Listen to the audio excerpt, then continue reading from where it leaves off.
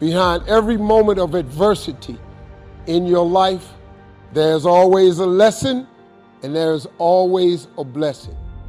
Every time you're in pain, it leaves a gift behind. Sometimes the breakup is the blessing. See, sometimes you got to get rid of a man in order for God to give you the man that you really need. You just have to hang in there. He might have something better for you. You just can't act too miserable. What do you do when what God gave you to ride in starts coming apart? Do you give up hope?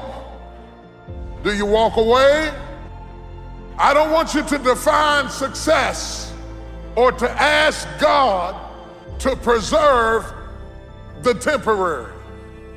See, God promised to get you there, but He didn't say how. And if you're not careful, you will put all your energy and you'll put all of your work into preserving something that God only gave you for a season. Every blessing is not meant to last the journey. God brings some people in your life to get you from point A to point B. The thing you was counting on to get you to the other side. The job you thought you'd retire with. The house you thought you'd have the rest of your life. And the storm got it. How many of you have lost some stuff in the storm? Lost some people in the storm, and it made you feel like a failure. It was a temporary blessing.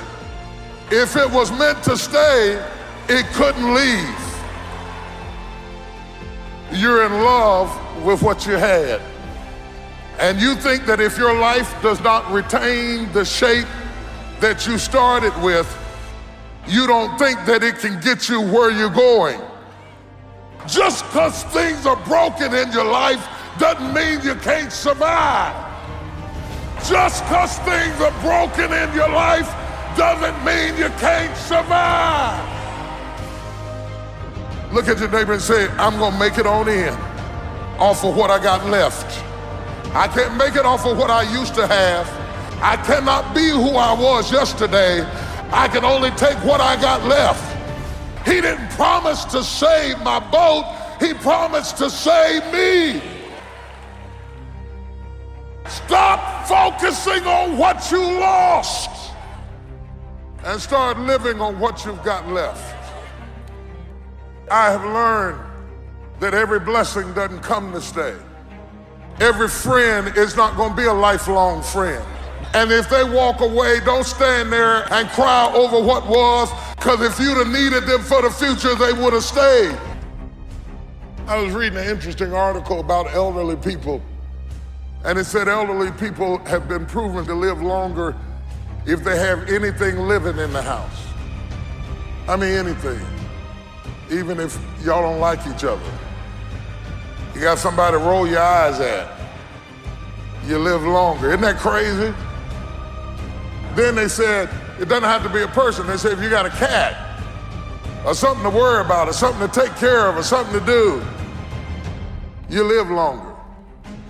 If a cat's or a dog's presence can increase the years of your life, how much more would the presence of God increase the years of your life when you find out, I'm not in this by myself.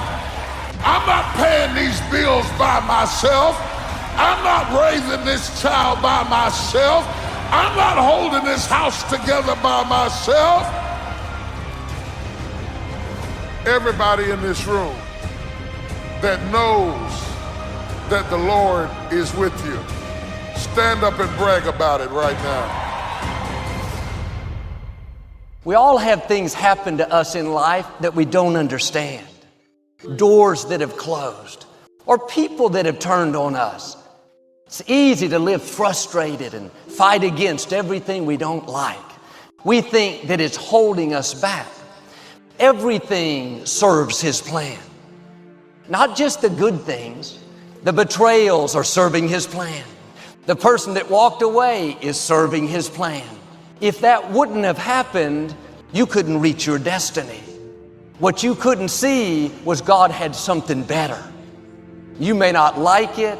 It doesn't seem fair, but it's serving His plan.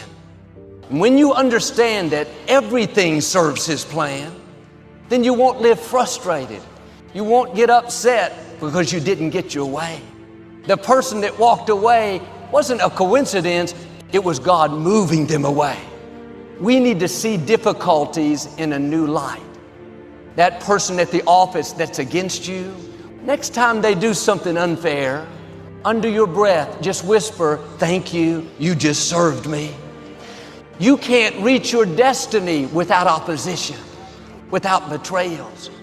It may be uncomfortable, but it's serving you.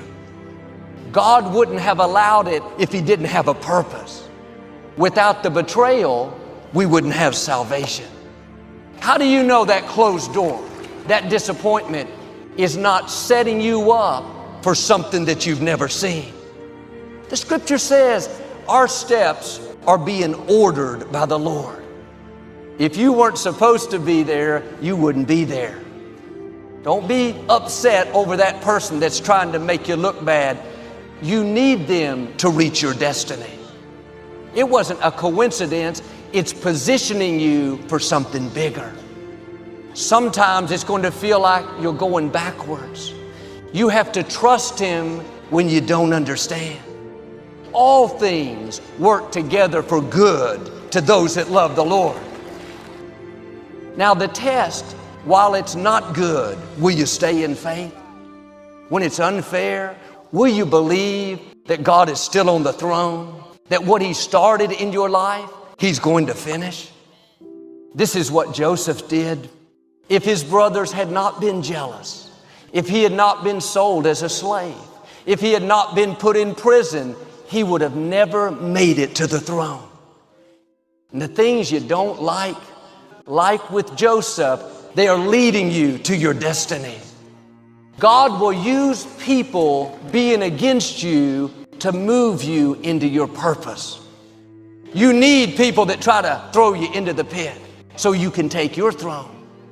People can't override what God has ordained for you.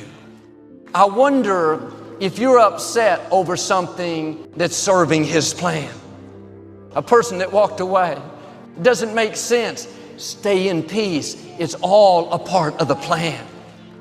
God knows what you're going to need in the future.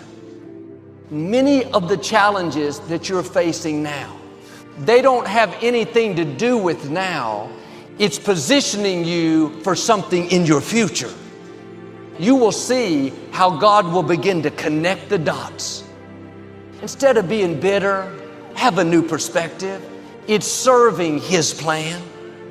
The betrayal, the closed doors can be discouraging. It's not working against you, it's working for you. God will never close a door without opening a bigger and a better door. If you'll keep the right attitude, one day you'll look back, Lord, thank you for closing that door. Thank you for moving that person out of my life.